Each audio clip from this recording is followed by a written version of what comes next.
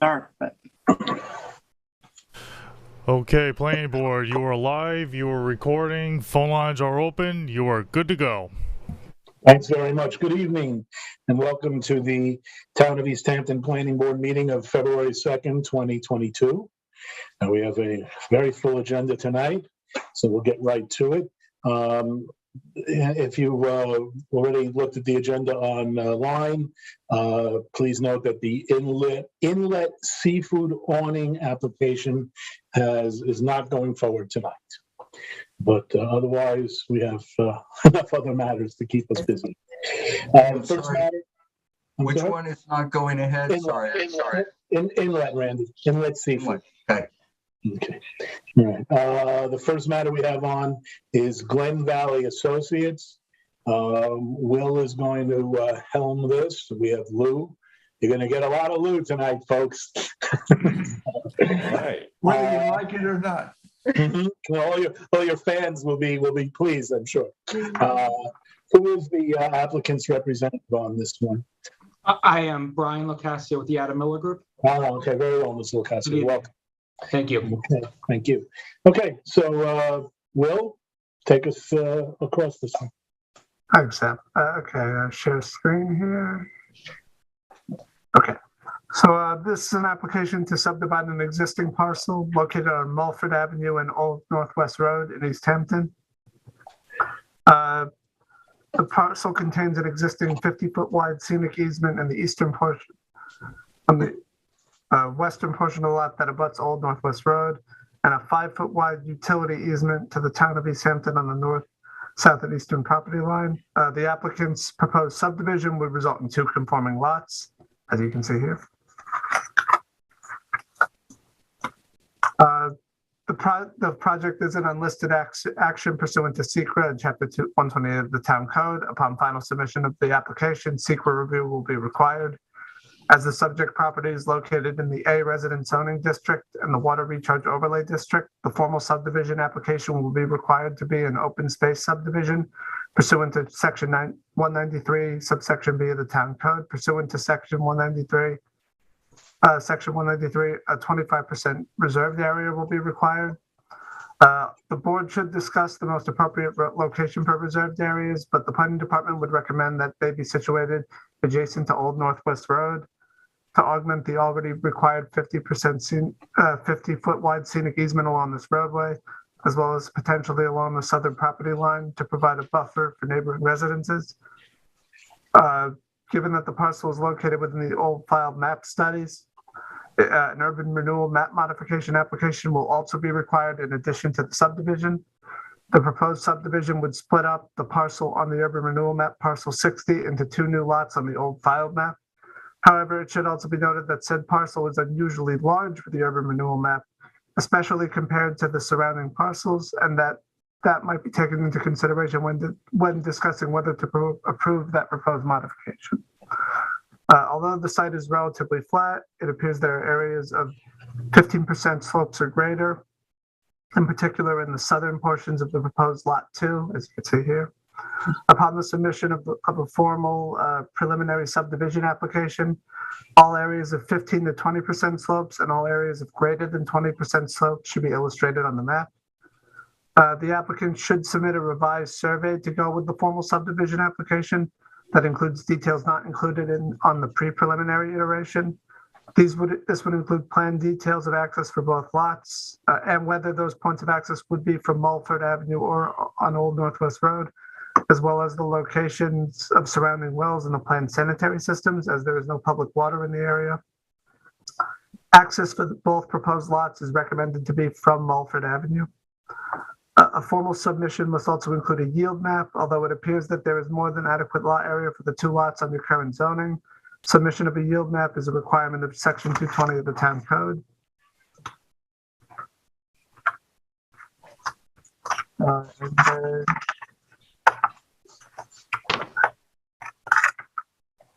In conclusion, the applicant should prepare the formal application as an open space subdivision with the 25% reserve area required.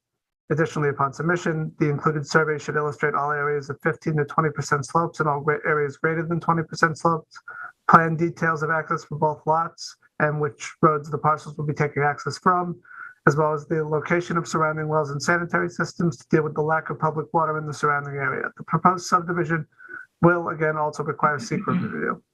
The applicant should also prepare an urban renewal map modification to address the proposed splitting up of parcel 60. The planning board should discuss the proposed increase of density and splitting up that oversized parcel, as well as the future prospects for this application.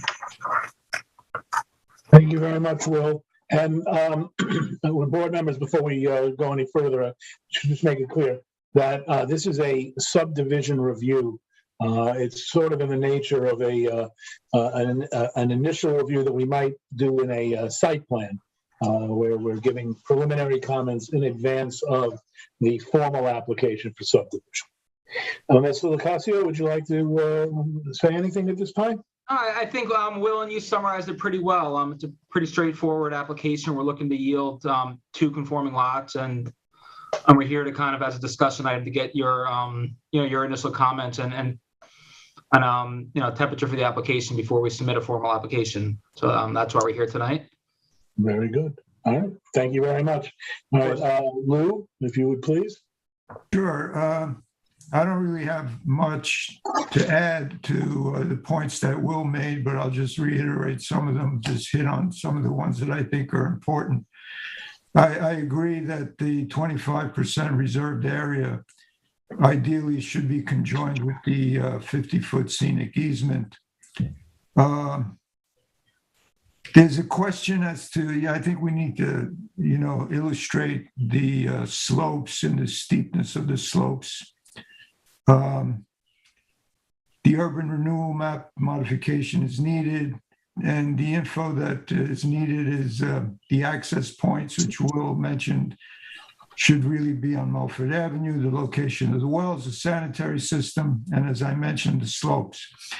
My preliminary view on this is that I think in the interest of good planning, especially in reference to environmental factors, I'm reluctant to approve this application.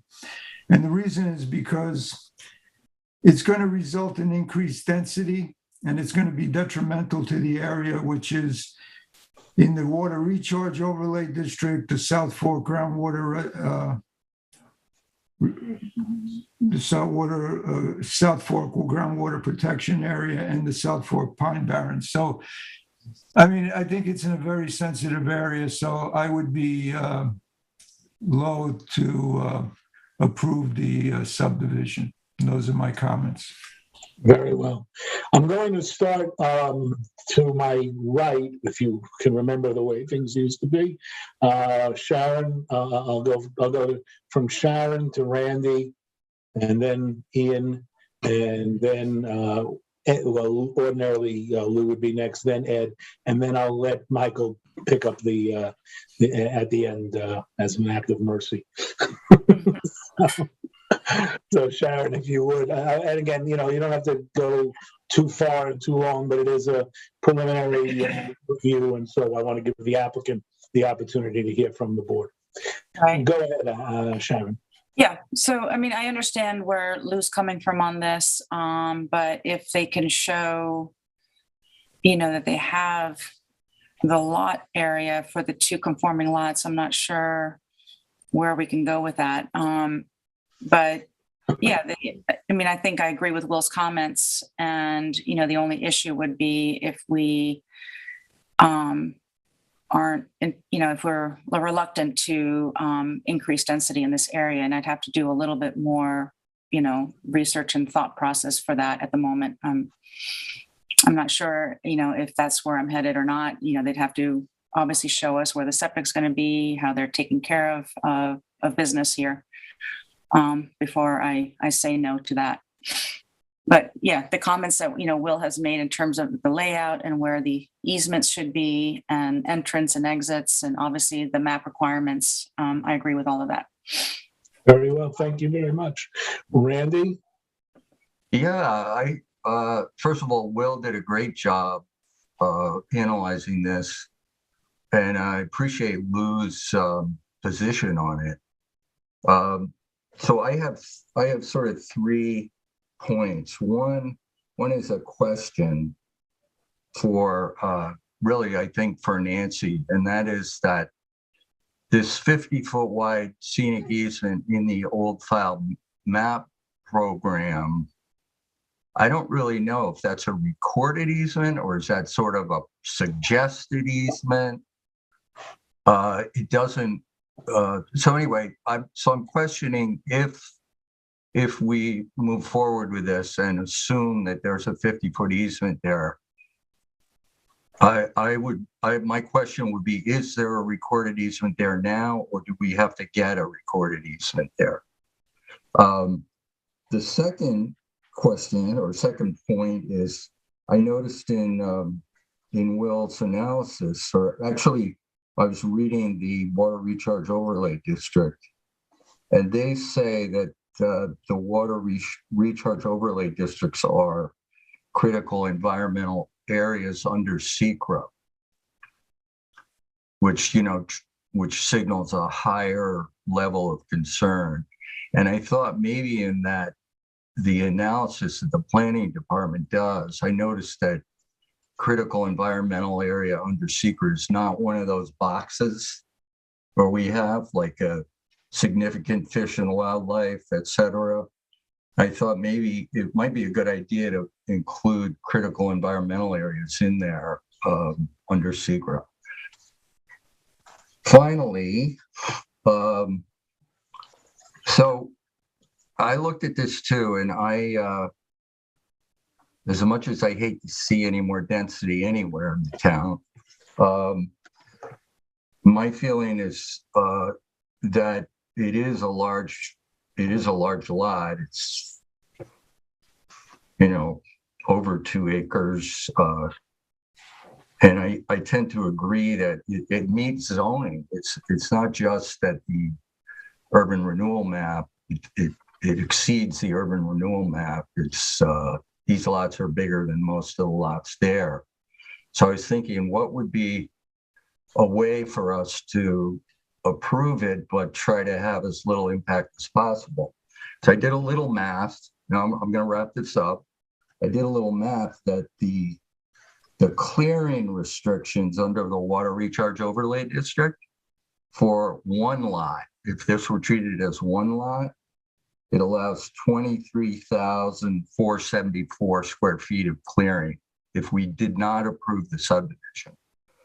If we do approve it, and you get two roughly 40,000 plus square foot lots, you get about 7,500 more square feet of clearing, or 30,000 plus square feet of clearing. So it seemed to me we could mitigate the impact of the subdivision as far as clearing goes by trying to limit the amount of clearing on the two lots, maybe with a building envelope.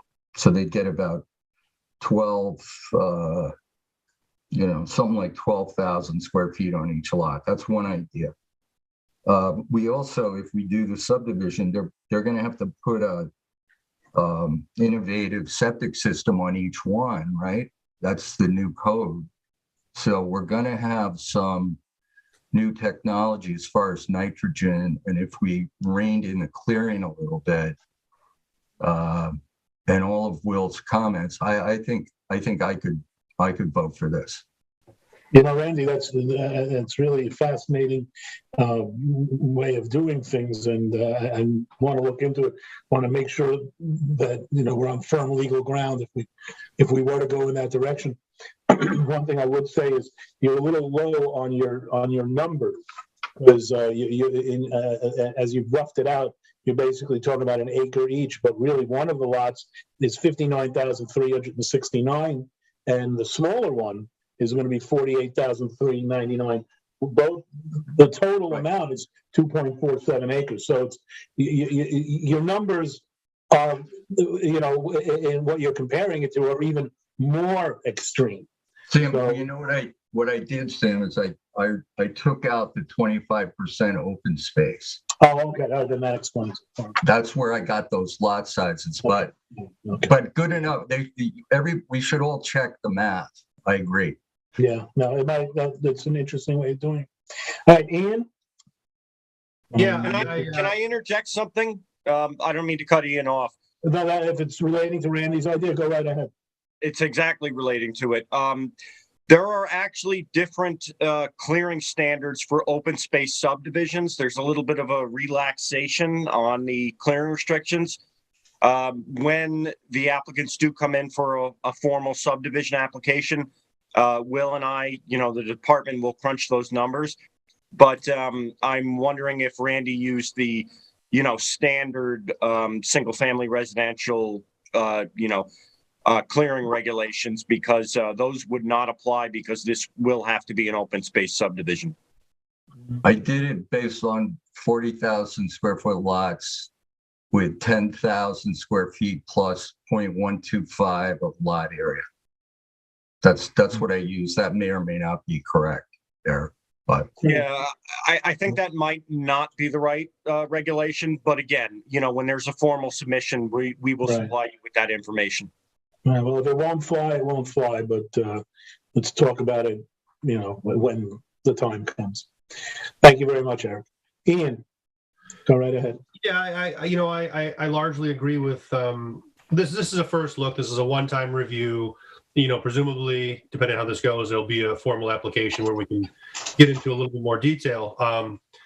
But I agree with all of Will's comments, and I think the bottom line for me is this meets zoning. I understand the reluctance to increase density anywhere, especially in groundwater protection areas. But I think ultimately that's really a town board decision in terms of how they zone areas. They know the overlays here and they know the area that it's in. So I would have a really hard time denying this application, frankly. I think we can look at clearing, but 2.47 acres with a 24 or 25% set aside, these are still going to be the largest lots in the area. And I frankly don't think we would have any ground to stand on if we do any subdivisions anywhere to say that this is not approvable. So I think we have to work out the details, but I support the application. Very good, thank you. Who do I have? Sorry, Ed. My apologies. Thank you. Go ahead, Ed. First I have a question. What's the notched out area sort of on the northwest corner there at Old Northwest and Mulford? What's going on with that area? In the northwest corner. What is that? Yeah, I believe. Oh yeah, Will, if you want. I'm pretty sure it's just a separate parcel, isn't it? Right. Yeah, I assumed that was the case because it's currently undeveloped, right? I'll zoom in here. Drove by there. Yeah, that's a separate parcel. The tax map number. Separate parcel. Right there. Yeah. All right, interesting. And point out again, if you would, where the reserved area would go. I'm just curious where you're recommending the reserved area would be. Eric kind of put together a rough outline, but it was sort of like along like the south edge of the property. Okay, because of the slopes. Yeah. Okay. All right. Yeah. No, I was just curious about those two things. But yeah, no. Listen, I'm not going to take up a lot of time. I share the view of most of my colleagues on the board. It's a beautiful, undisturbed piece of land. In a neighborhood that is pretty dense. The neighborhood between Old Northwest and Stephen Hand's Path, Mulford, Barnes, all those streets are actually pretty heavily developed. But yeah, it meets zoning. It will be two of the biggest lots in the neighborhood. So I think, on those grounds, there is not much that we can do. However, given how sensitive it is, I think some of the ideas that have been surfaced are really worth exploring. If there's a mechanism, and maybe because the clearing restrictions are mandated by the open space subdivision regulations, maybe we don't have the ability to do what Randy was suggesting in terms of creating a smaller building envelope, but maybe the applicant would consider doing that voluntarily. It really would be to everyone's benefit, frankly, to have this area remain in its natural state to the greatest degree possible. So I think we need to look at whatever means we have to do that, and that may include the applicant voluntarily agreeing to do it. So that's all I got. Very good. Michael. Thank you, Ed. I drove up here the other day. It's undulating land. It looks very peaceful. But this subdivision seems very reasonable to me. I mean, across the street, there are 3 houses, and to the east, it's more dense. And as other members have said, they'll be the largest lots in the area, even when it's almost 2.5 acres right now. So I would tend to approve this. Thank you, Michael. I have to say I share Lou's sentiments on this, particularly because, it is water recharge overlay. It is groundwater protection area. It is designated Pine Barrens area. It's the kind of thing that there's increasingly less of in town. The brick wall that we run up against is the fact that it does and would meet zoning if the subdivision is approved. And so while, it's going to be one thing or the other, subdivide or not, and I, think that we're kind of going to find ourselves, if we're following the law, it's going to have to be subdivided. The question is, are there ways to mitigate the issues which really go to groundwater more than almost any other factor, and that, the beauty of the woods. So I think we've given the applicant a pretty solid, free. I don't say free because I know you pay a fee for it, but a good idea of where we would be going with this. Sam, could I just have a bit of a rebuttal? Of course. Okay. Just because an area is already dense doesn't mean that we need to use that as an excuse to make it even more dense by approving the subdivision and forgetting about the impact that it's going to have on the groundwater. I take my charge as a planning board member to the term that we use in excess, but I think it's proper, is good planning. And good planning means to protect the environment and to make sure that the code is followed, but in a way that doesn't add or make it more detrimental than an area already is. So that's where I'm coming from. I don't think we're bound by the code on a literal basis. I think the code gives us the opportunity to make a decision other than just following the literal regulations in the code. That's my Sam, could I just couple of quick things? I do want to wrap it up. We have quite a full agenda. So one last comment, Randy. One thing is that we could potentially, following Lou's thinking, we could potentially, as a board, suggest, if the applicant's willing, suggest that the town board consider acquisition to protect the groundwater. That's one thing, one point with CPF money. The other is that because this is a critical environmental area under SECRA, and it's also an unlisted action under SECRA. In effect, I don't know if there's something called a conditioned negative declaration, where you say if you were to limit clearing to this amount to mitigate impacts on the groundwater, then we would find that there's a negative, that there's no impact on the environment.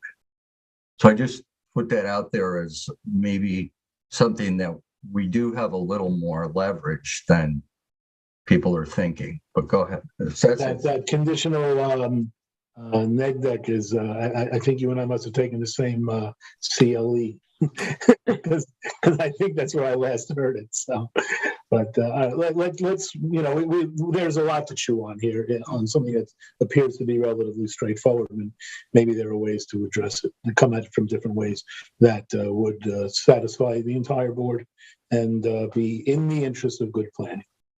So, I thank can you, just Mr. say that Lepazzi. we did receive Will's report this morning, and the applicant and I had reviewed, and we kind of were in line with all of his comments. Shared access over Mulford, easement along the south, Oh, okay, thank you. buffer Yes. and the slope. So we're kind of in line with his thoughts and his planning. So we appreciate your time. I think this is very productive, and we will take those into consideration.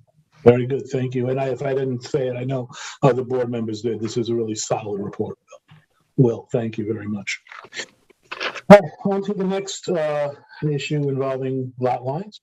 CMP SJ lot line modification. Will, this is yours. Lou, yours. And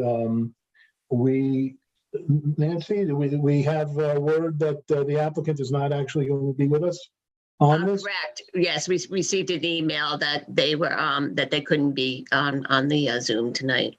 Very well. Okay, so Will, please go right ahead. Thanks, Ed. Okay, this was an application originally submitted to reconfigure the lot line of 2 parcels by transferring lot area from lot 1 to lot 2. This would allow this existing cottage to be on lot 1 to be situated on lot 2. No other physical changes to the site were proposed. A public hearing was held in East Hampton Town Hall, televised on LTV, and made available for live stream on January 12th. A transcript of the hearing was posted to the town's website after the hearing, and the hearing was to remain open until January 19th for the purpose of receiving written comments. 4 members of the public spoke at the hearing, and 4 letters were received. Most of the members of the public that spoke stated that they were opposed to the proposed lot line modification, citing concerns regarding neighborhood density, the reconstruction of 189 Marine Boulevard, its changes to the neighborhood character, and that it would violate the town code to have 2 residences on a single property. However, it should be noted that stated concerns were more to do with the construction projects and variance application processes involving the property with the Zoning Board of Appeals. The subject application is for a lot line modification, and no other physical changes to either lot are proposed at this time. The only other thing to note regarding this application is just based on whether based on previous applications, whether the lot was revegetated, lot 1 was revegetated. Otherwise, the planning board should discuss all comments and determine whether the public's concerns have been adequately addressed. Provided they agree, the application is ready for approval. Thank you very much, Will. Lou, this will be Yeah. yours as well. Thanks. Okay, I think what is definitely before this board is a lot line modification. And all, and I always take the comments of the public at public hearings with a lot of weight, and I try to listen to every comment and take it into my consideration of the application. In this case, I think the issues that were brought up by the public at the public hearing, they were all opposing the lot modification. They really, in my view, weren't pertinent to the decision that we need to make. What's before us is simply whether to modify the lot line so that one existing structure will be shifted from one lot to the adjacent lot. There is no increase in density. The existing structures will remain untouched. No other modification is being approved other than moving a notional dividing line on a legal document. So given all that, I think the application is ready for approval. Very good. Yeah, I'd like to hear from the other board members. I will say I've also read every single letter and reviewed the public comments, and I came to the same conclusion that really the issues that were raised were more about procedural or perceived deficiencies, if you will, that may have been taken place before other bodies, but that really don't address the planning issue. And, this map that we have up, this photograph that we have up, it's a very useful photograph because all you have to do is just, there's the blue line that bisects the two parcels will simply move around that property. Now, one of the letter writers suggested a number of conditions, and I've gone over those, and I don't know that as a legal matter we can compel any of the suggested conditions. They're all things that one might hope for, but I don't know that this board is empowered to address uses of a house. The cottage, namely, that's being moved from one place to the other. So, or one parcel, I should say, to the other. So,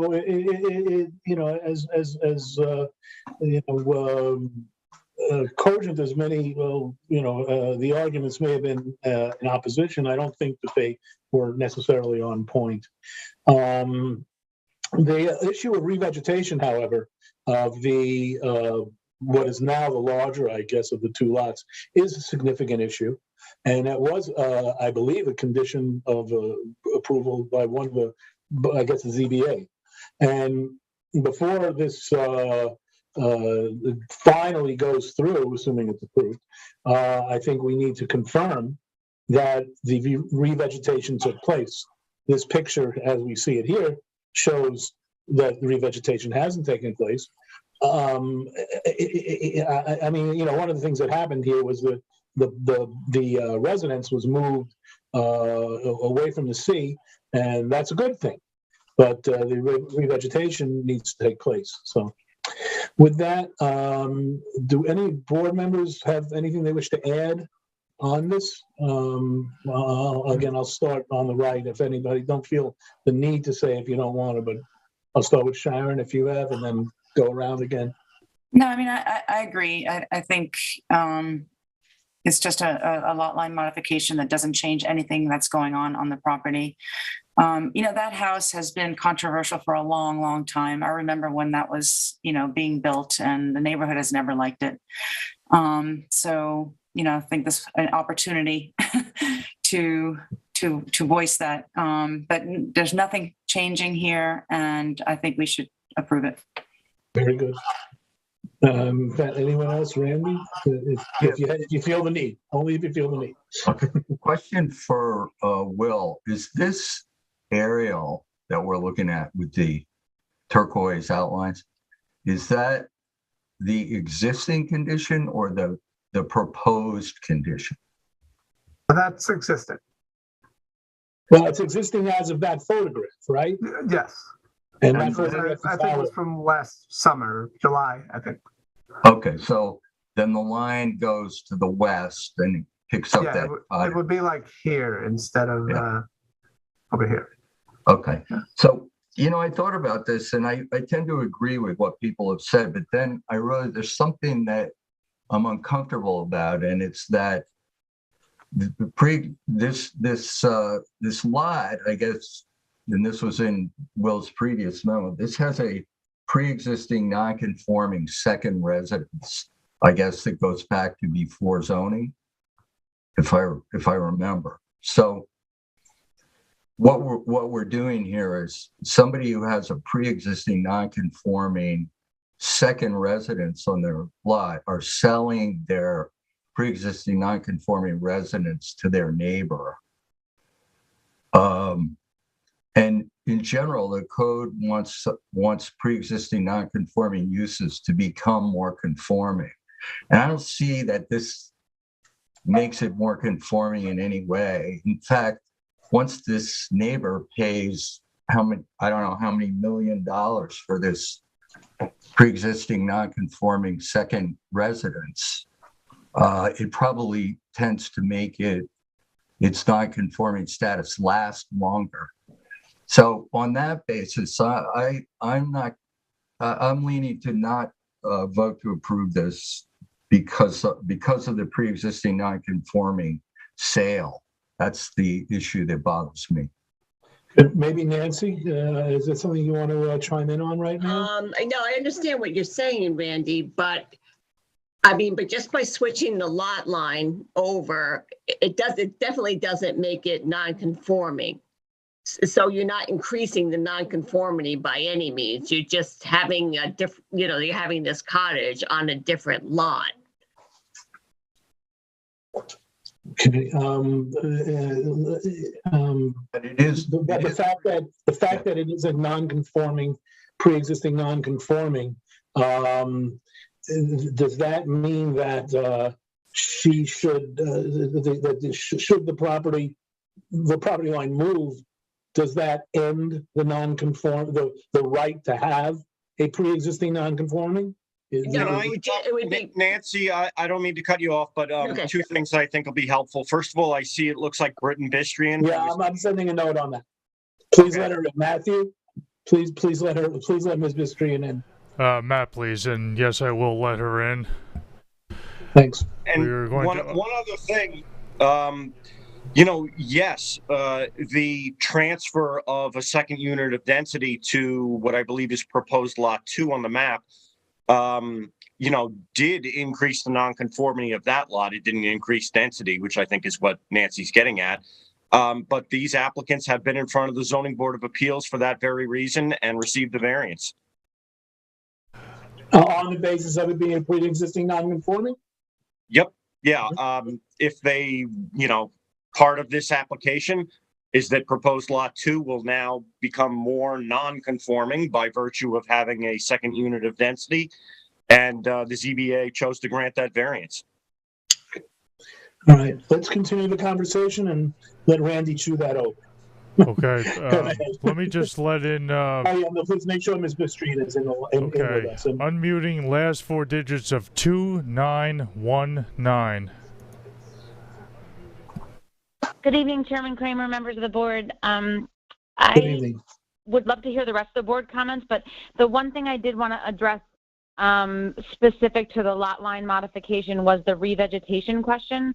The lot at 189 Marine, which received a recent CO, had a very extensive revegetation plan and quite a large scenic easement that was imposed as part of the zoning board redevelopment in 2018, 2019. So that property did receive a CO. All the revegetation has been signed off. That aerial photograph is not indicative of what the property looks like today. I think it's probably a year old. And I also want to point out that early in the process, I know we've been at this for a while and the board may have forgotten, in 183 Marine, it came up in our initial planning board review, I believe Eric brought it up, that a scenic easement was also imposed on 183 Marine when it was developed in the early 2000s, and for whatever reason that property was granted a certificate of occupancy without the scenic easement ever being created, and we went back and created that scenic easement on 183. So both parcels are encumbered with very large scenic easements and revegetation plans that were approved through the Zoning Board of Appeals and have to maintain in perpetuity. So clearing should not be an item for discussion because it's all been approved and signed off on by the Zoning Board. Now, let's make sure, if you will, let's make sure that maybe wouldn't be such an effort for us to send somebody out from Natural Resources or from the Planning Department or whoever would be appropriate to just double check and make sure, because if we are working with a bad photo and an old photo, it's important that the Planning Board know that that the revegetation has taken place and that's part of the record. So also, like the CO wouldn't have been issued if the revegetation wasn't completed. Okay. Sam, I think that's a good point. What might be handy too is if our planning department could get the survey from the zoning board that shows their condition, their required re-veg plan. So we know wouldn't that be in the record? Shouldn't that be in our file? Or is it? I don't know if. We'll look into it. Take it from one envelope and put it in the other. That's what it takes. So, all right, Ian, you've been patiently waiting, so go right ahead. Yeah, I think that I think that this has basically been decided by the zoning board.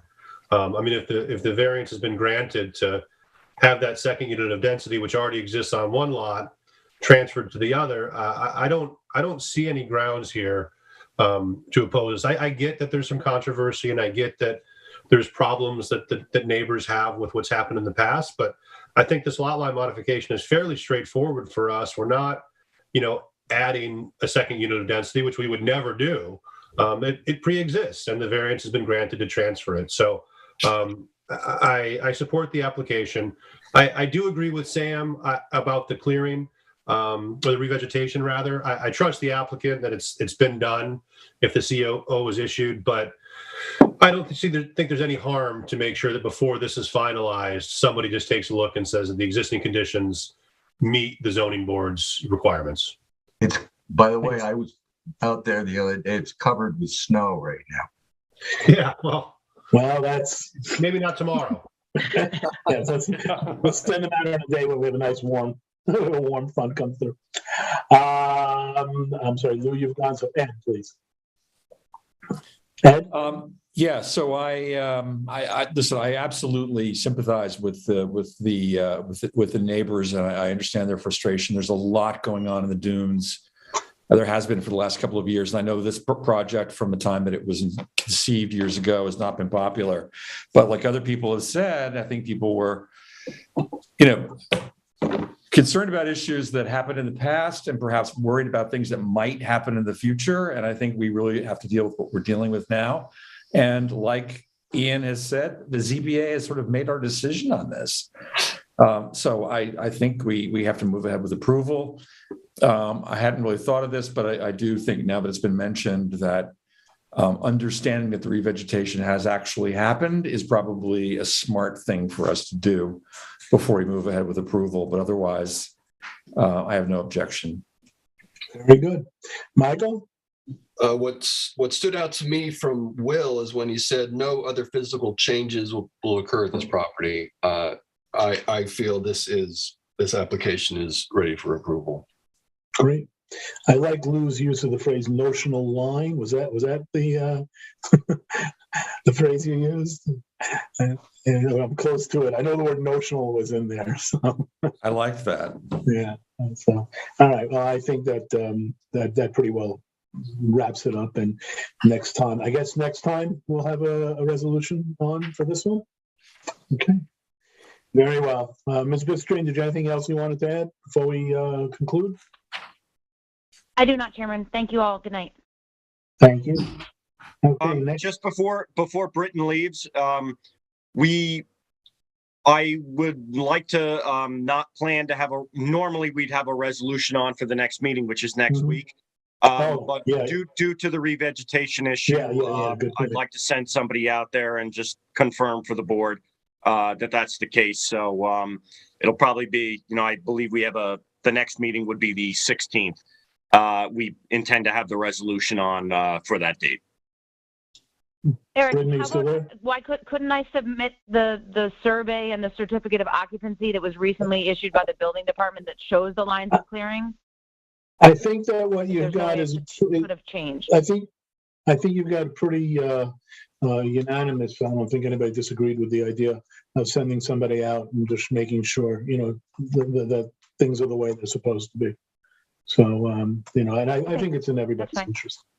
Okay, thanks very much. Eric, you don't think that by next week this would be I think the snow is going to melt. Well, they may have, I don't want to question the planning department's personnel assignments. If they have other things and they don't want to make a commitment to getting somebody out there. It's not even a matter of getting somebody out there. It's just that, the deadline for the board is usually, 12 o'clock on Friday. And that would mean that somebody has to go out there tomorrow. And I don't know that, when the snow is going to be melted. We are expecting a heavy rainfall, I believe, this weekend. And I think that'll clear things up. And, it's one more week. Yeah, I think that's fine as far as I'm concerned. Okay, let's move on now to the next one. Panago Maple Lane lot line modification. This will be the non-Lou matter tonight. Ed, you've got it, and Will has it. And who is the applicant's representative on this one? That would be Lori Wiltshire. That would be Ms. Wilshire. How are you? Welcome. I've seen you sitting there in the in your little postage stamp box there. Okay. Wondering which one was yours. Okay. All right. Well, go ahead, Will.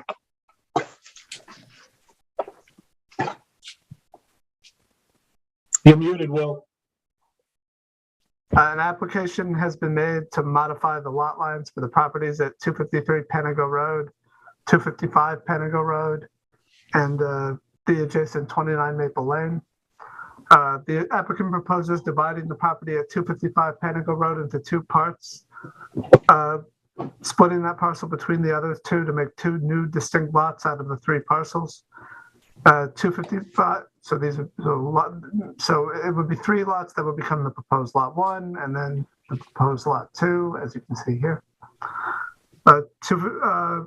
Under this application, the access would also be modified, so there would no longer be access from Maple Lane, and both new lots would take access via a common access easement from Panago Road. The current survey outlines the proposed application's changes to overall lot area by taking the three existing parcels and reworking them into two new lots. All three original lots are non-conforming to the required minimum lot area of a Zone A residence parcel. The proposed lot one, excluding a proposed access easement, will have a lot area of 39,909 square feet, and the proposed lot two would be 34,774 square feet. Both these lots would still be non-conforming to the required lot area of a Zone A residence parcel. However, the consolidation of three single and separate parcels into two represents a net reduction in density and is seen as a positive aspect of the proposal. There is a small portion at the northern end of the flag strip of the proposed lot one, as you can see here, that's identified as a proposed access easement. The applicant should clarify the purpose of this easement. The proposed lot two would now contain a single-family residence that currently takes access from Maple Lane, which is immediately adjacent to the structure. The proposed lot line modification will result in lot two having access both at Maple Lane and at Panago Road via a flag strip. The flag strip to Panago Road is currently vegetated and provides a buffer to the building to the east. The planning department recommends that the board require the consolidation of access to proposed lot two to one location at Maple Lane. This is primarily in order to reduce conflict points at Panago Road on the 10th primary highway. Lot one is, as said before, proposed to be at 39,999 square feet, which is both 1 square foot less than the required minimum lot area and 1 square foot less than the new category of yard setback requirements. That makes the rear required side and rear yard setbacks 10 feet rather than 15 feet. And side yard setbacks are doubled for swimming pools. If lot one is to remain under 40,000 square feet, then the swimming pool will meet the required setback, currently being at 24.9 feet from the lot line, which means that, with the double, it would only be 20 feet. But if it turns out that it's over 40,000 square feet, then it would be required to have a 30-foot setback and would thus require a variance. The swimming pool would require a variance. In conclusion, the net reduction in density caused by the proposed application should be considered a positive aspect of the project and in the interests of good planning. However, before moving forward with the application, the planning department recommends the applicant be required to consolidate the access of the proposed lot two to one location at Maple Lane. Additionally, the planning board should discuss whether the applicant whether the lot area figure for the proposed lot one is correct and whether a variance will be required for the swimming pool setback on the proposed lot. Well, thank you very much. A couple of things. So first of all, the house on Maple Lane, which also has a patio and an arbor to the right, and it now has an outdoor shower on the left, fencing, mature trees, and vegetation. So the intention is to eventually build a pool on the back part of proposed lot two, but there's no way for a pool company to get equipment or pool service contractors to get to the back part of the Maple Lane parcel. So although our clients don't plan on abandoning their driveway on Maple Lane, they will need an access easement for service providers, like what do you call it, a service entrance from Panago Road. Now, the reason for the access easement, if you look carefully at the map, and I can't point, unfortunately, but first of all, both of the flag strips are already cleared and in use. The flag strip to the right leads to the parking lot behind Aram Construction, and the flag lot on the left goes to McMillan and Fleetwood. They take access over it to their two parking lots. Then Lot 1 actually has an easement from them to cut the corner of the property in the back. So our other client of proposed Lot 2 doesn't have that easement to cut the corner of the Fleetwood McMullen lot. So in other words, the access easement is to allow Lot 2 to cross over without using the existing driveway that cuts the corner of the other professional lot. It allows Lot 2's pool company to actually access Lot 2 without clearing without any additional clearing of either of the proposed flagpoles. So we would like to keep the access easement as a service entrance, and we can write it that way too, because my client has absolutely no interest of taking the long drive, of having to take access onto Panago Road, take access off of Panago Road, share the driveway with the two businesses that are there, Lot 1 and then himself. He has no interest in doing that. He'll be parking on the lot Maple Lane. So that's the reason for the access easement.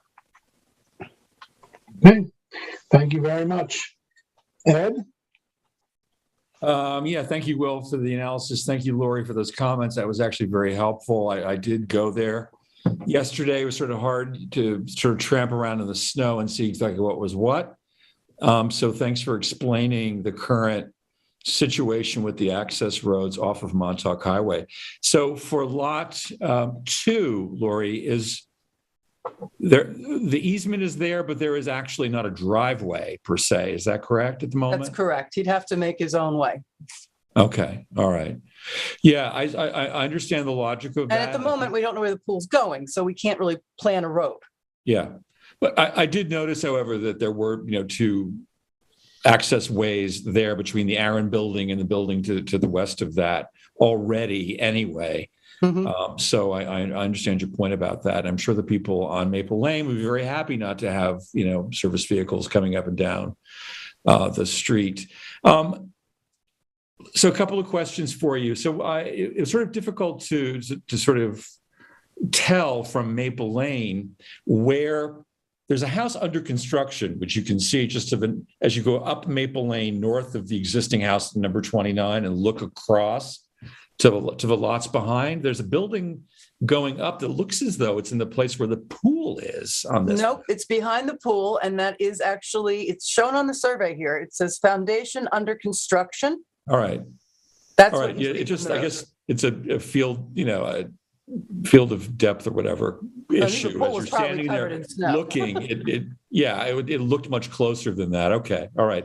And then is the other structure that is south of it? It looked as though it's another residence. Is that right? So that is the existing house, which will be demolished when the new house is finished with construction and has a CO. Okay. Got it. Or before the CO. Yeah. Well, listen. I think it's always a great thing to reduce the number of lots. I think it makes sense from that perspective. And now that you've explained the access road situation, I'm fine with that. There's no way to make the first lot another square foot larger and avoid the setback issues that we were just talking about. Well, this is actually the opposite. The access easement kicks us under needing a variance, so it actually works to our advantage. Yeah. That's why it was designed that way, I assume. Yeah, well, but also because we were trying to make the most regular shaped lots that we could, because we can avoid a setback issue with the pool by moving the lot line. But now you're going to have another step in the shape of the lot, which I know the board doesn't like in general, and it's not good for planning purposes, particularly for the people that own the lots and don't know where the property lines are. Yeah. Well, I mean, there is that little jog there, just just where the existing house is that could be expanded slightly. But listen, I'm agnostic about that. If it works better for you to do it the other way, so be it. That's what I've got basically. I think this makes sense. And it's kind of like we've had 3 lot line modifications in a row, and the one thing we said on both of the previous ones were, well, you're adding lots here. We're taking away a lot. So what is it? A foolish inconsistency is the hobgoblin of a small mind. Yeah. I wouldn't want anyone here to be accused of having a small mind. So. Yeah. Sharon, I'll go just again, only comment if you feel the need. Yeah, no, I don't have much to add. I think, after the explanation of the access, it makes sense to me. Okay, thanks. Randy, anything? No, don't even turn on your microphone. Okay, Ian, anything? Can't see you. Nothing to add. Thanks. This time, Lou. You got anything? I have nothing to add, Sam. Thank you. Ed, we did yours. And Michael, anything? I like the idea of 3 lots becoming 2. Sounds good. There we go. Okay. Very good. So make sure I didn't miss any of our questions. No, looks like we covered them both. All right. Well, actually, will a variance be required for the pool setback on lot 1? Lori? No? No. Okay. All right. Very well. On to the next one. Thank you very much. Be on for ready for approval or public hearing at the next meeting? I don't know, Eric. How do we look for that? I have to look into it. I forget if there were any map modifications that needed to be made, but we can get a quick turnaround. Definitely the 16th. Great. Okay. Very good. Thank you. Thank you, everyone. Good night.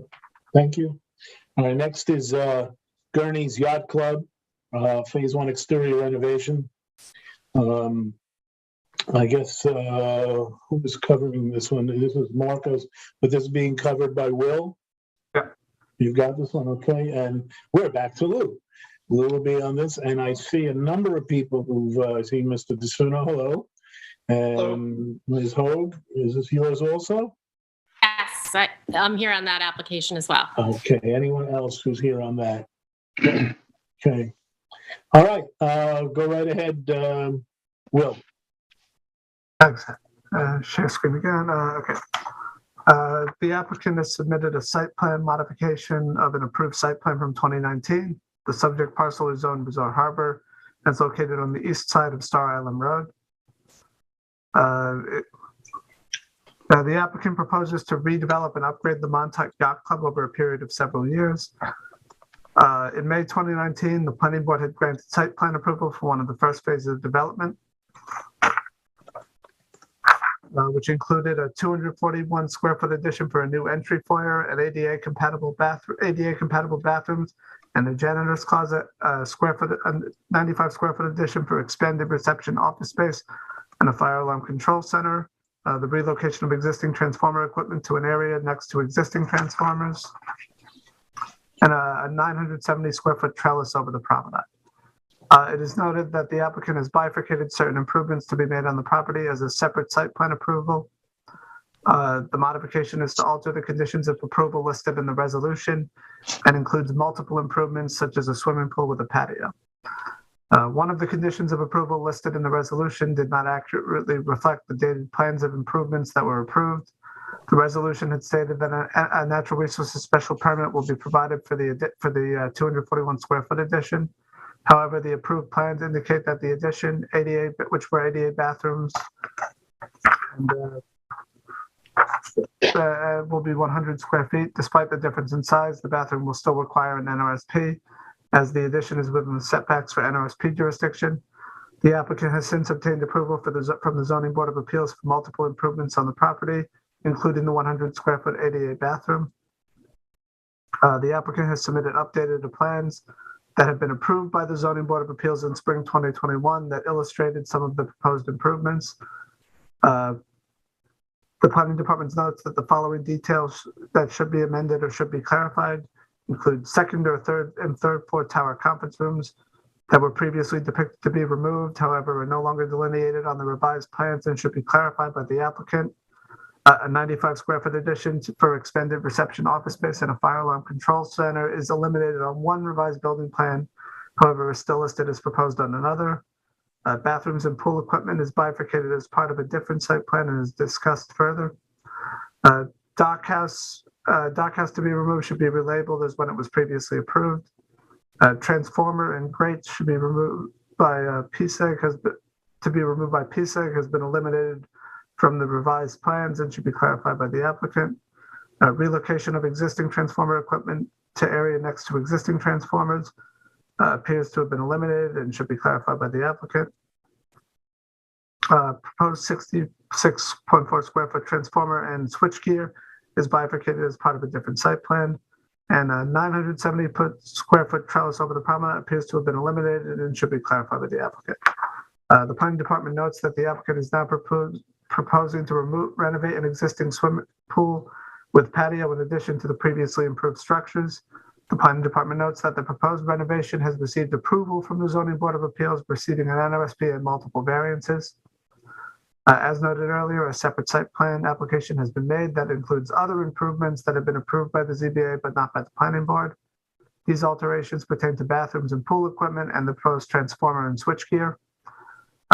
The application, Gurney's Yacht Club Phase 1 bathroom relocation, was originally made for the purposes of expediting approval for the subject application under the belief that it did not require an NRSP.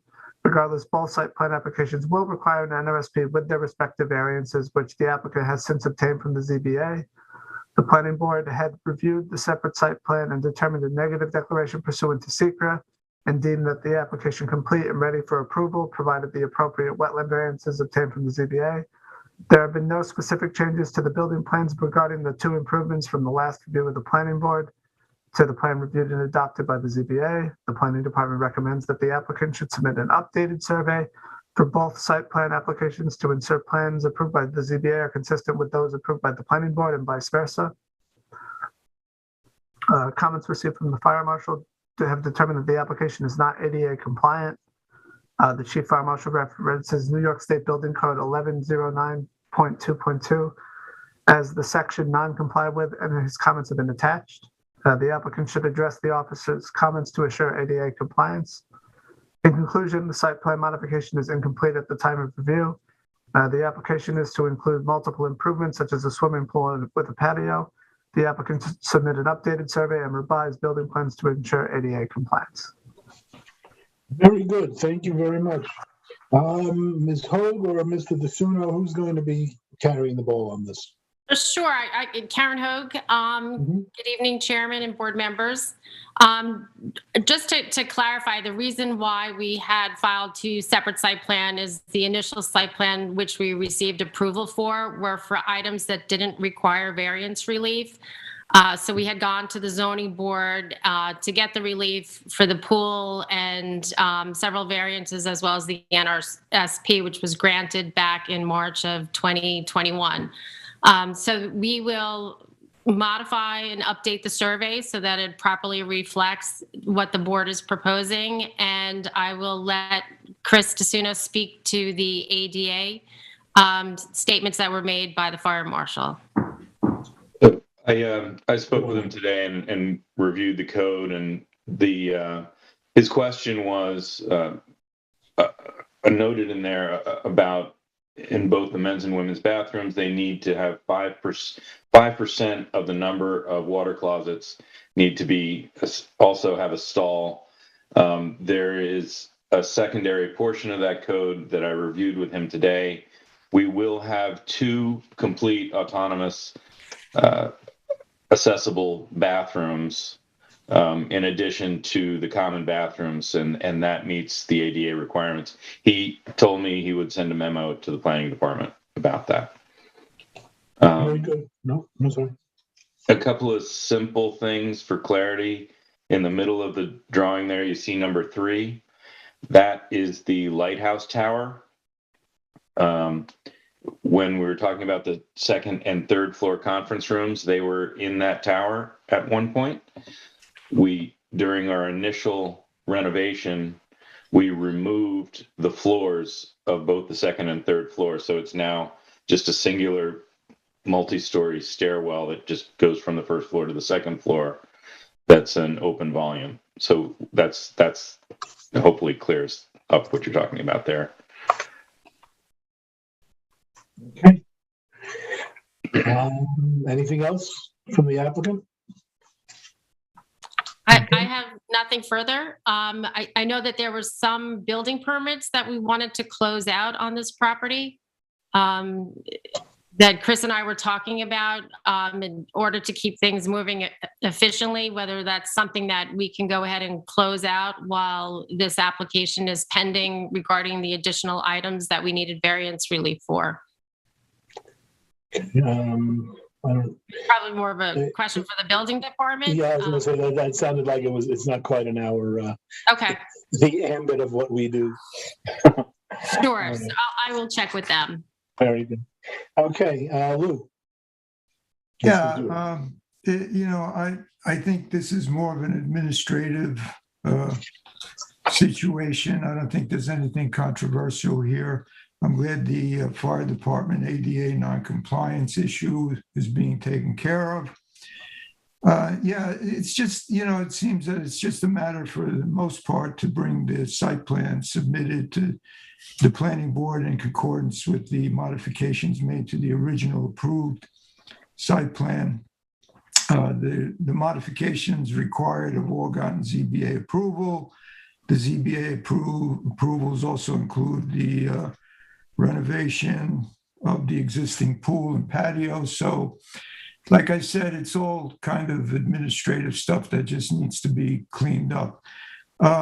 In conclusion, I just want to mention again, I know that it's not in our authority to require this, and I realize that this is phase one of a larger phase project for the yacht club.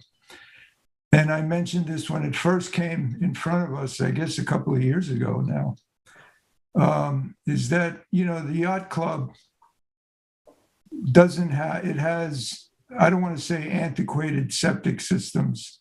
They're perfectly legal and in the right locations, as we went through this the last time.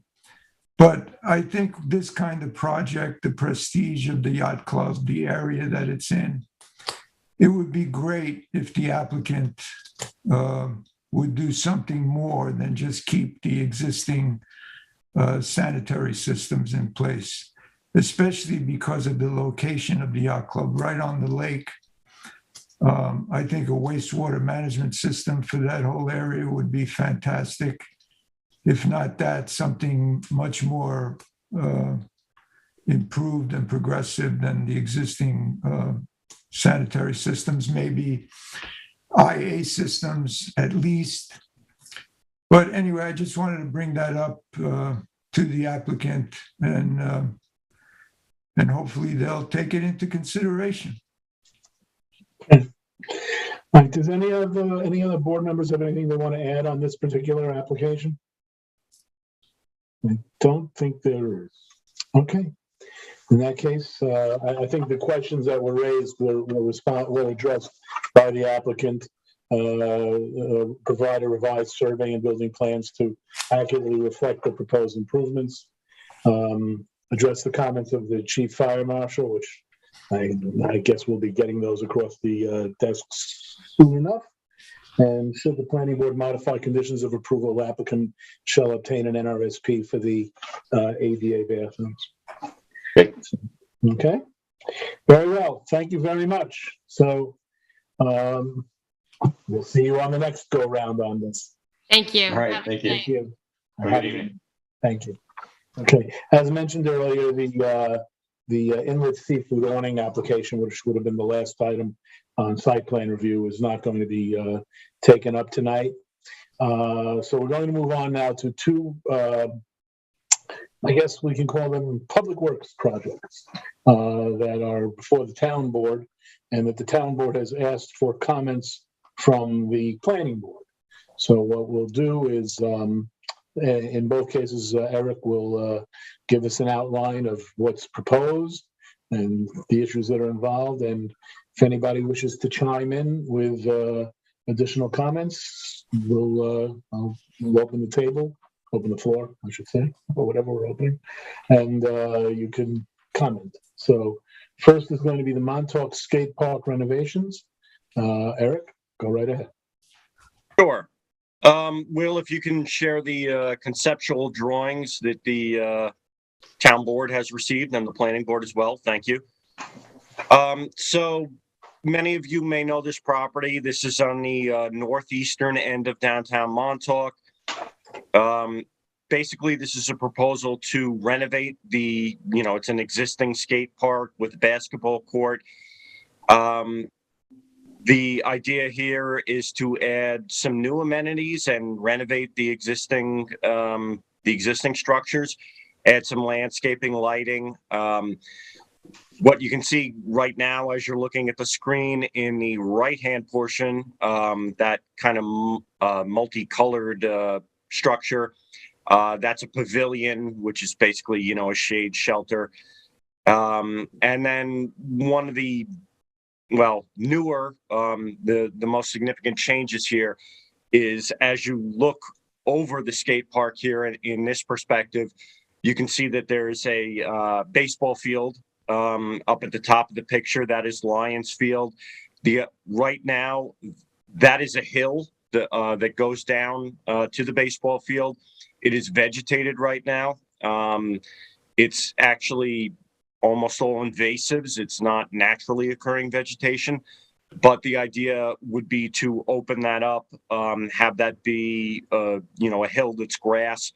Historically, that was actually a sledding location for residents of Montauk, and the idea is to open that up once again for sledding, but also to open up that vista.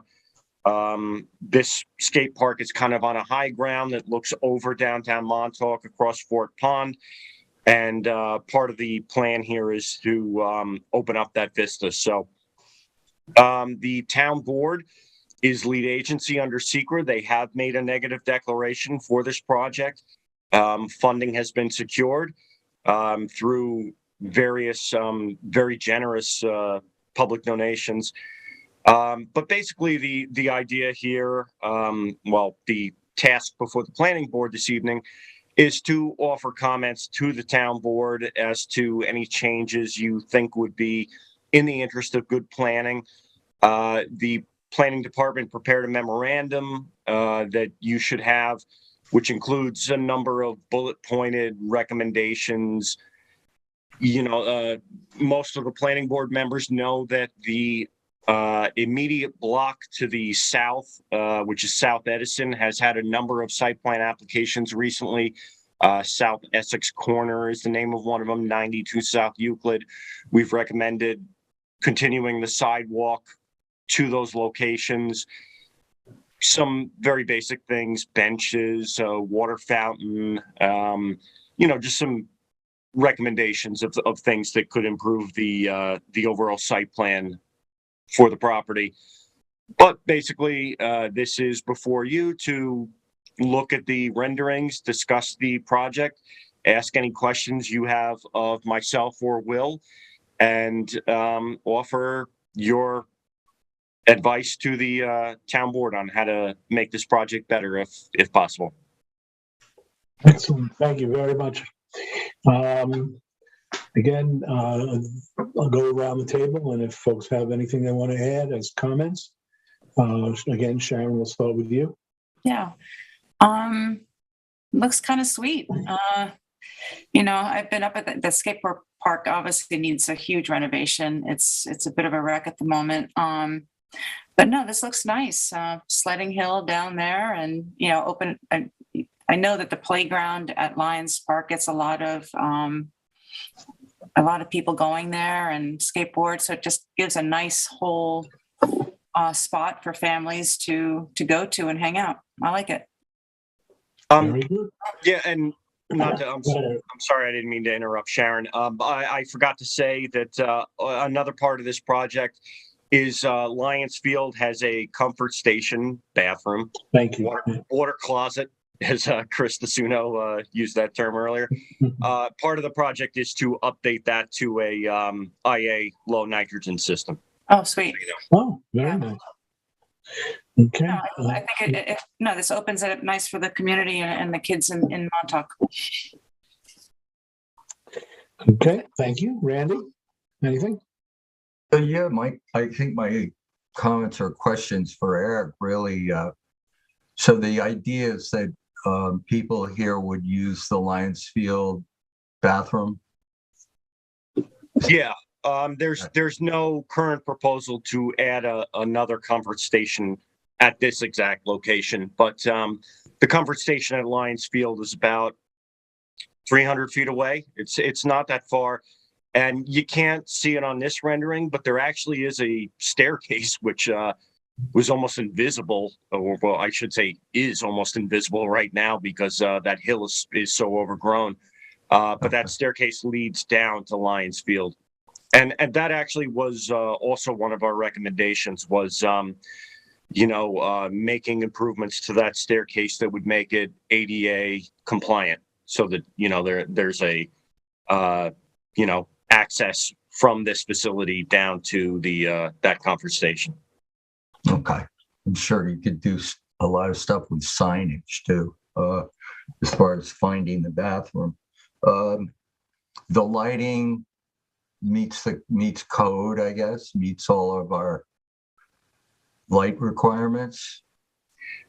I'll be honest, I actually have not reviewed a lighting plan for the facility. I would assume that it's going to, but that's a good point, and that's something to follow up on. Okay. The question about stormwater and stormwater collection and drainage from the parking lot and the skate park.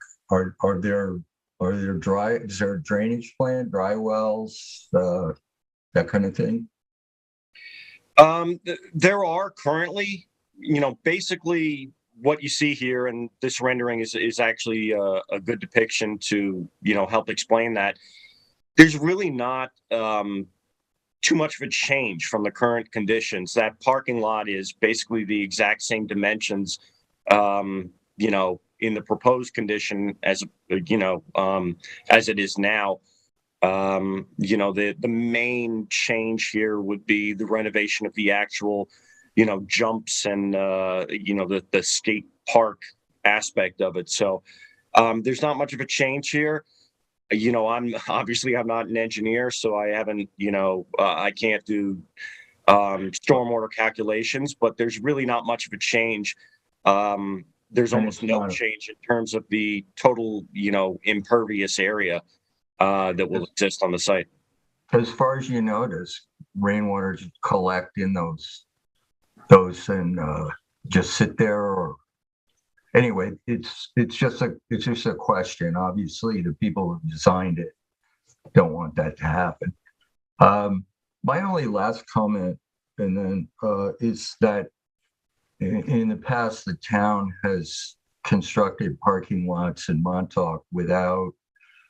There's a lot of innovative thinking about parking and plantings and, things, especially California is very good at it. And I guess I would just encourage the town board to be more progressive in their parking lot design, or be as progressive as possible in their parking lot layouts. That's it for me. Thank you. Not to interject, but Will, could you do me a favor and just kind of scroll through the pictures? There's a whole bunch of them there. A little slower, but thank you. Thank you. Yes, let's take it all in. Ian, do you have anything? Ian, you're muted. Sorry. Can you hear me now? Got it? Yep, Yeah, yep. yeah, can't wait to get out there and shred. Just kidding. But I support the project. I think it's a great thing for our community, and it's in really rough shape right now. So welcome all the improvements. I think it looks great. My only comments are, I think Randy made a very good point about lighting. Obviously, the lighting, has to be code compliant. As a town, we want to set a good example there. And then my only other comment, I get why they want to clear that hill and open it up for sledding and get rid of some of the invasives, but there are some nice cherry trees in there. And I would just say that, suggest the town considers if they can keep any of those. The open look is nice. I think what's there right now is not nice. But if possible, I don't think a few trees being saved in there. And again, I have not looked at this project as closely as they have, so maybe there's good reason not to. But I think in our comments, I'd like to mention that in case it hasn't been considered. And that's a very good point, and something I should have mentioned previously. In the memorandum that the planning department prepared, we also attached a memorandum from the Natural Resources Department, specifically from Mark Abramson, who made that very same point, said that, he identified the fact that the vegetation there is invasive. It's not naturally occurring, but he recommended that the town board consider preserving some of those mature trees, most of which are cherry trees, as you point out, Ian. Great. That's all. Thanks, Eric. Thank you very much. Lou? Yeah, this is a great project. I've been following it, proud to have donated to it. I know the Montauk citizen who's been spearheading it. I know they've been using top-notch experts, builders, designers, and so forth. So I think it's a great project for the town of Montauk. And I can't wait to see it completed. And I'm going to show off my kickflip to Ian when he shreds along with me. The two of us are going to do it. I'm going to pay money. That I want to see. Everybody's welcome to watch us do it. So,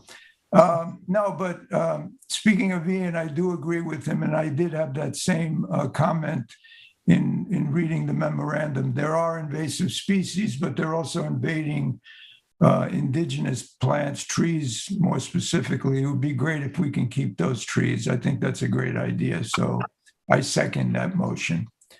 That's it. Very good. Okay, we don't quite have a motion, but get the sentiment. I'm sorry, Ed, you're up next. This is a terrific project. Let's do it. Absolutely. I just have one question. Is parking for the ball field, is there other parking on the other side of this property that's available to people who are visiting the ball field? I frankly never even knew there was a ball field there. I assume it exists currently, right? Yeah. Yes, the ball field exists. There's soccer fields as well, but actually there is quite a substantial amount of parking when you come down the hill there.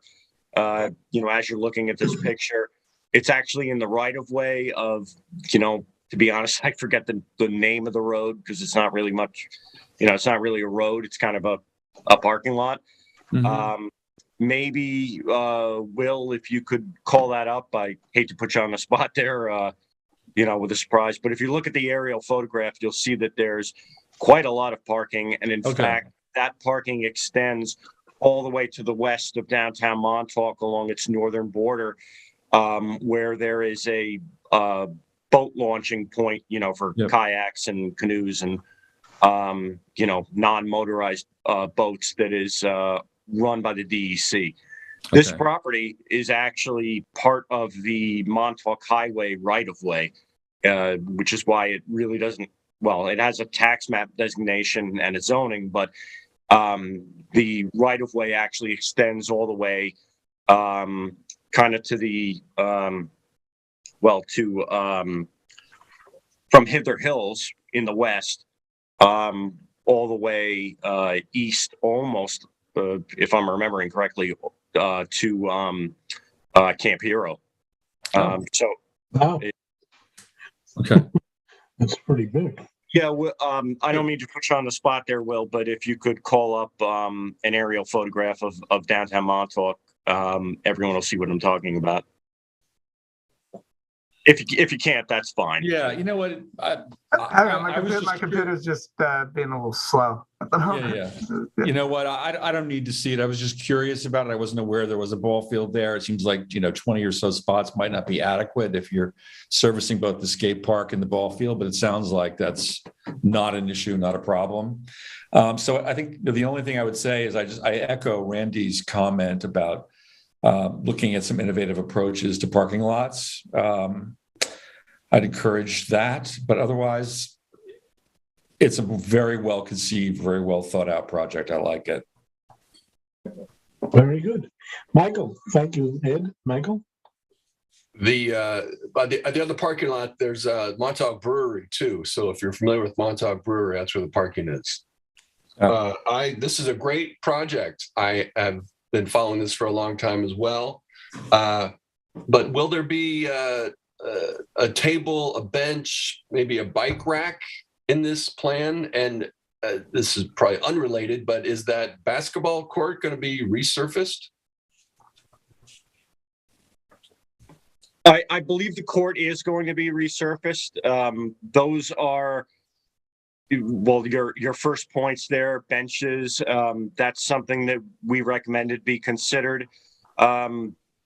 With regard to the basketball court, we also recommended, and this is something to think about. Right now, there's not a fence around the basketball court, and I understand that most people don't want to see a chain link fence or something like that. But that was another concern that we had was the potential for if you're like me and you have no basketball skills whatsoever, airballing it into the roadway. So that was another thought. This it sounds like the board's kind of wrapping up their thoughts on this, but that's what this discussion is for. A little bit of a brainstorming session, and maybe tweak this project a little bit, and make some recommendations that the town board can consider, and maybe make it a little bit better. Thank you.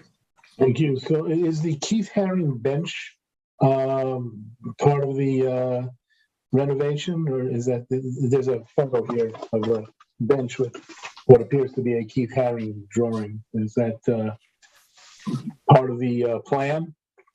Oh, doesn't that I don't.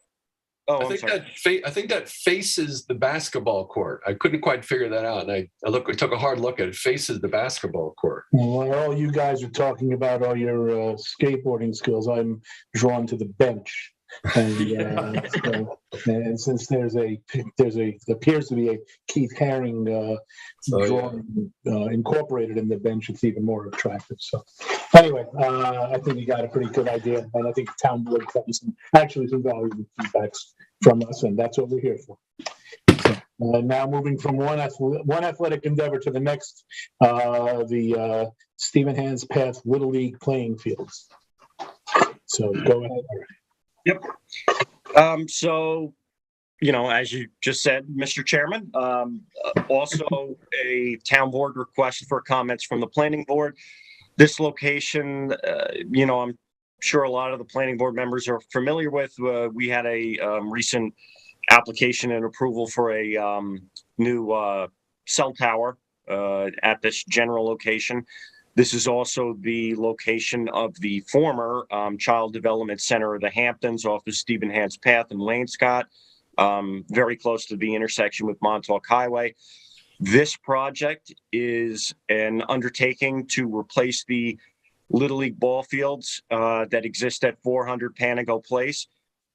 That was, this is part of an agreement with Southampton Hospital, who, as you know, and as I'm sure many people in the town know, is planning to build a new emergency room facility at 400 Panago Place, displacing the existing ball fields.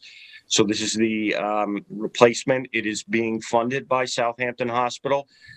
Basically, what you see here, it's a little difficult to see on that site plan, but the Child Development Center of the Hamptons, formerly, that building is to your right, near Stephen Hand's Path. There's also a playground there that is enclosed by a fence.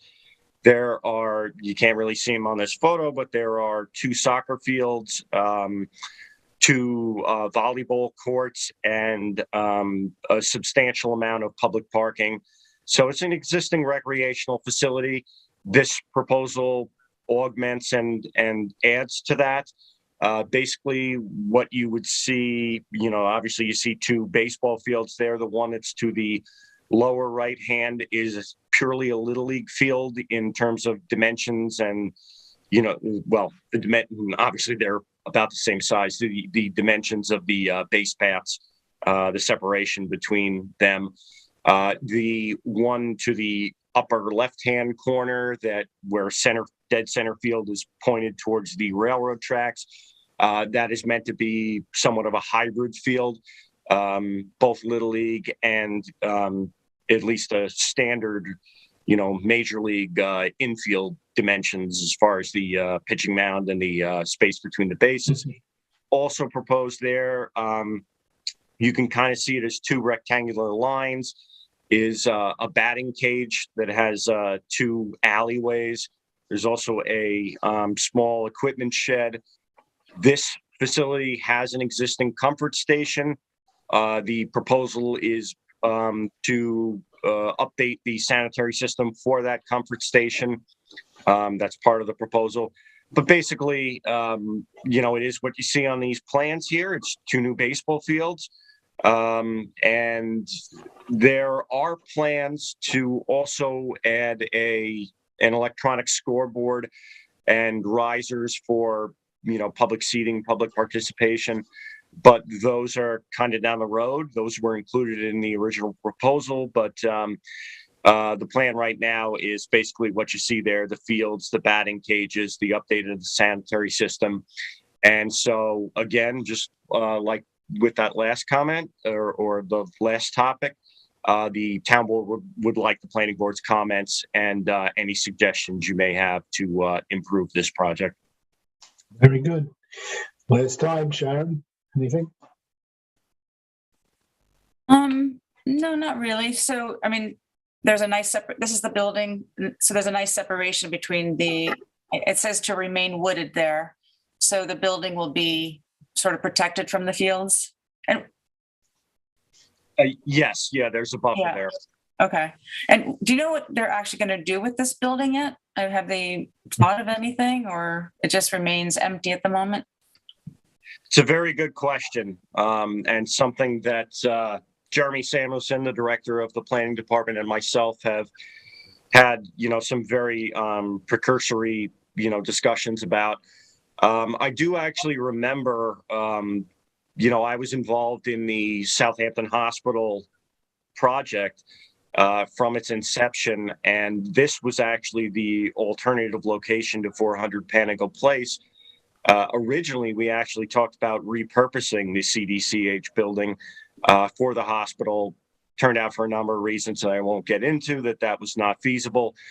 But, since then, there have been limited discussions about, finding a new use for it. And yeah, I think you're getting at this, Sharon. It's kind of a shame that it's sitting there.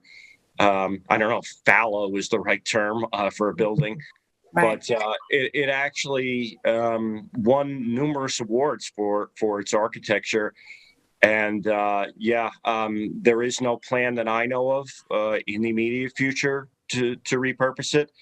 But I think this is a great spot for fields, where we've got the soccer fields going on, and I think it's easy to get in and out of there. At least maybe it's busier now, but my daughter played soccer there, and it just seemed even then underutilized. But just curious how, as we add, this recreational facility, how it'll affect whatever might want to happen at that building, in the future. But it's a good spot for it, and I'm sure I saw all the different depictions and pictures, and I'm not an engineer about how you should place them, but it seems like it's been thought out. So yeah, that's it. Terrific. Thank you very much, Randy. Go ahead. Yeah, it's similar stuff. I mean, I think that the town board should try to be consistent with our lighting policies. You got to light outdoor.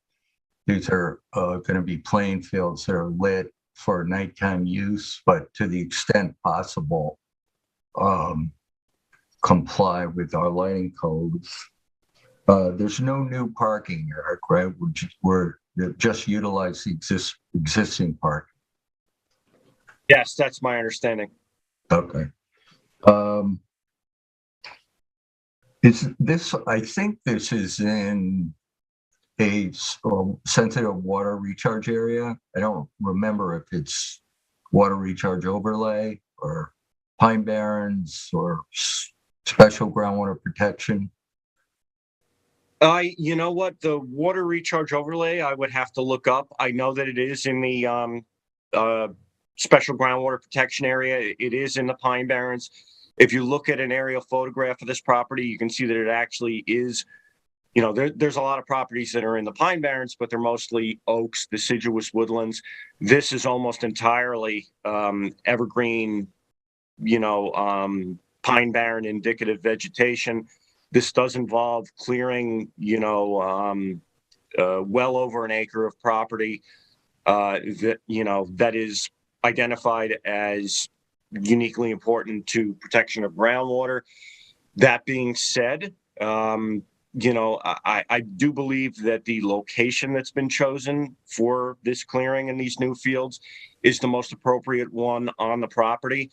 There's a substantial system of freshwater wetlands on the southern end of this property. This property is actually a combination of multiple tax map parcels, but I believe that the least environmentally sensitive portion of the property has been chosen. It's in an area that's as you can see, kind of on the site plan, between existing development. Obviously you have the existing playing fields to the south, the CDCH building right to the immediate east, and it's basically right up against the train tracks there. So I mean, your point is correct. This is a important area for groundwater protection, but I think if you are going to choose this site, I think that the location within the site is probably is the most appropriate for new clearing and new development. Okay, so maybe we should, if this were a normal site plan, we might ask that the storage building meet the groundwater protection standards as far as its floor, et cetera. It's a pretty small building, but and then the other thing is that the maintenance of these, I think the new fields are going to be synthetic turf, but those soccer fields, I think some of them are just natural turf, that the town is using best management practices for the maintenance of these fields as far as groundwater protection. So, fertilizer, pesticide, herbicide, that all that is done with the groundwater protection in mind. Finally, this was also proposed as a site for housing, and that's come up again from the East Hampton School District. I think actually the also the CDCH building, the housing committee recommended that they take a look at converting that building, leave the architecture the way it is, but see if it could be converted into some apartments. So I would echo what Sharon said, that how does this impact potential future housing in this area? Would this preclude that project that was proposed about 2 or 3 years ago? I don't know that it would preclude it. You know, there is still a lot of lot area on this property. You know, I'll say again, the majority of the southern portion is wetlands. So, you know, I don't know how much lot area you would have left for that. Also, you know, this is a substantial amount of additional clearing. If the town was going to honor its clearing restrictions, which I would expect that it would, you don't really have too much more room on this property for further development, whether it be affordable housing or anything else. So I think it's fair to say that to some extent this, and I'm not saying good or bad, I'm just saying that the notion from the school district that this project, housing project here might be revived, that's somewhat off the table with this going ahead. No. Anyway, that's it. I don't think that's in the ambit of the second time I've used that word. I don't think it's quite what the town board is looking for in comments, but I understand why you made it. So. Well, Sharon raised the, you know, what is doing this here preclude, and that's all. That's all I have. Fair enough. Okay, Ian, you have anything? I think again, I think the town board, you know, took a much closer, more detailed look at this, thorough look than we are able to. But I definitely think that those ball fields need to be replaced, the ones that we lost on Panago Road. I don't know of a better spot in town, and as Eric said, this is the best, you know, siting for them at this location. There's existing parking, there's other fields there. So to me, it makes sense, and I support it. I think that this will be a great area for, you know, recreational opportunities. I think Sharon and other board members brought up a good point about the CDCH building. Not sure, you know, it's really relevant here, but I share the sentiment that it would be nice to find a good use for that building, either related to this type of activity or separate. But, you know, I hate to see that become more and more run down. So generally speaking, I support the project. Okay, Lou? Yeah, I mean, I think all the pertinent comments that were in my mind have been uttered. I don't really have anything new to add. I like the project. I think it's great that we have this for the community. And I agree with everyone on the existing building. Hopefully we'll find some good use for it. That's all I have to say. Very well. Ed? Yeah, it's hard to be original when you're sort of at the end of the row here. I'll start on your side next week. Yeah, no, it's fine. Tell me about it, Ed. Tell me about it. Yeah, well, Michael, you know, if you want, I can throw you right in the middle. And yeah, no, true enough. We have Michael still to go. But yeah, no, listen, like everybody else, the fields have to be built. This is a great spot for them. I think this is really the perfect location in many ways, and I presume that the town is going to, you know, adopt best practices from the presentation that was included in our packets. It looks as though they have, in terms of things like groundwater protection and so on. I don't think we have to worry about that piece of it. I think it's a great project. Let's do it. Great. Okay, Michael. Can you just go back to the map for a second? I mean, this is a great project. It's a great campus.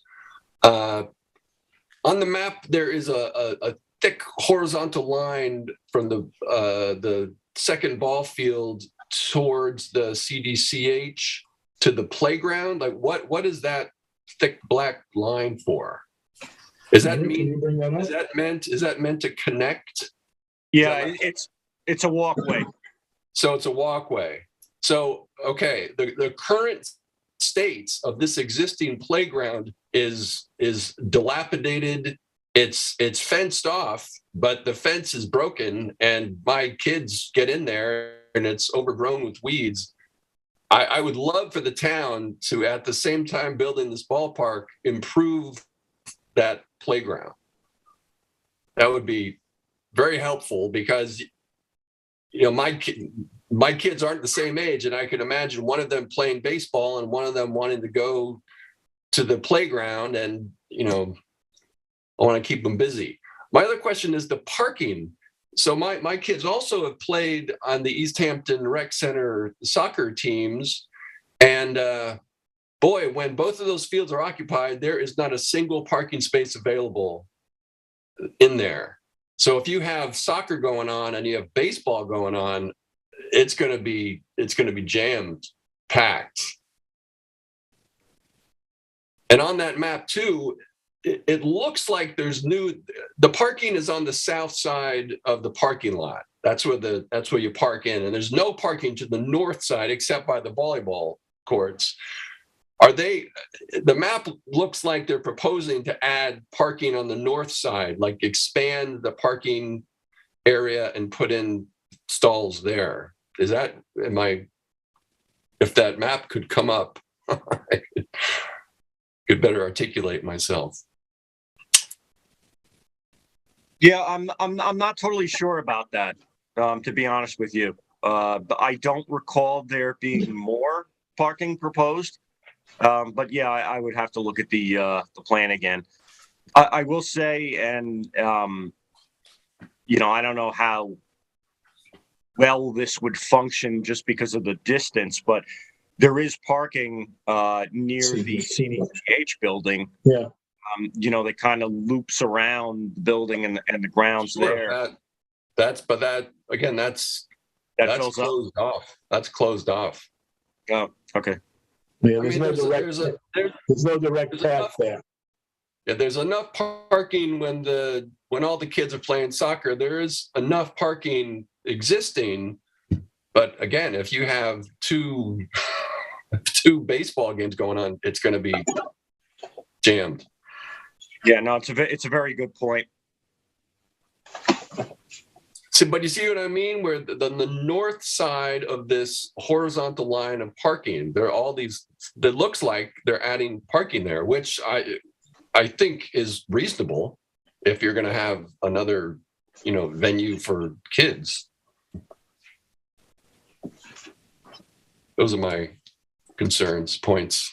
Michael, very, very good points. I don't see any notes in the drawing that says proposed parking. Okay. Yeah, I don't know. There's no space. Well, no, in between the fields there wouldn't be sufficient, and there wouldn't be any way to get there. So, but perhaps the reuse of the CDCH. You'd have to. And the current overhead photo, there's looks like a pretty thick line of trees between the CDCH building and the fields. So, yes. If you're going to open up for parking, that's a logical place for it. You'd lose a bunch of trees, and you'd access, it could, if you're willing to lose the trees, you could. Well, no, you could just use that pathway. Park over there. I think it's to add parking. I'm saying just reuse what's there. The pathway? Well, I think that we need to have some, if there's going to be a use for the CDCH building, and I think some kind of, not all recreation is outdoors. I mean, there could be some indoor recreation that, again, I'm not familiar with the interior of the CDCH building, but maybe it could be repurposed for some kind of indoor recreation. But if you're going to do that, it would be possible at the time that you're doing that to open up a pathway between the two spaces, a more clearly delineated pathway. Anyway, so all right. Anyone else have anything? Thank you all again. I hope the town board appreciates our input. Okay, we'll wrap up the work session part and move into the regular meeting. We've got one board of review and 3 resolutions. The board of review that we have is the request of Farrell Building Company and KM Farrell Real Estate for a building permit on the premises located at section 280 at 26 Central Avenue, East Hampton, lots 60 to 69, Suffolk County Tax Map 300-167-18 and 9.2. Now, in this matter, the undertaking is 0 because there's no the roadway is already improved with drainage facilities and asphalt pavement, but the consulting engineer has a note that the subject property contains insufficient frontage along the road right-of-way at Central Avenue of 10.78 feet. Accordingly, an access easement is proposed over the adjacent parcel, Suffolk County Tax Map 300-167-01-017.001. And then they say, prior to the issuance of the building permit, we recommend that the applicant procure the proposed access easement and record the instrument in a manner that is acceptable to the town attorney's office. I would like to make that a condition of the resolution and as such move for its adoption. Is there a second? Second. All those in favor? Aye. Any opposed? No opposed? Thanks very much. Passed 7-0. All right, we're going to do, we'll do the Nick Cohn site plan approval first, Randy. That's yours. You're muted, Randy. Start again. Unmute. There you go. Start again. In the matter of the application of Nick Cohen Artist Studio site plan, Suffolk County Tax Map 394-210, site plan approval. I've read the resolution. I move for its adoption. This is, Is there a second? this is just the re-veg. This is the re-veg. That's right. This is the site plan. We'll come back after the next one. Come back to you on the artist studio. Is there a second on that motion? I'll second. Thank you very much, Sharon. All those in favor? Aye. Aye. Any opposed? Passed 7-0. Okay, we'll since we're still doing site plan approvals, we'll do 85 Stone Bluff Crest Cottages. And Lou, this is the big end tonight. Okay, here we go. In the matter of the application of 80 Firestone Bluff Crest Cottages, site plan special permit, Suffolk County Tax Map number 300-17-1-05. I have read the resolution amending approval and I move for its motion. I move for its adoption, sorry. Quite all right. Is there a second? Second. There you go, Ed, you got that one. Okay, all those in favor? Aye. Aye. Any opposed? Passed 7-0. All right, back to you, Randy, for the art. This is on the artist studio. Sam, but before I read it, I have one, my recollection, and we'll check with the planning department, is that his sink was going into a dry well.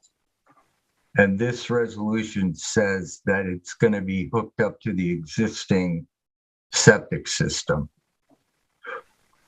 So with that correction. Well, let me ask Eric, is that an accurate thing to correct?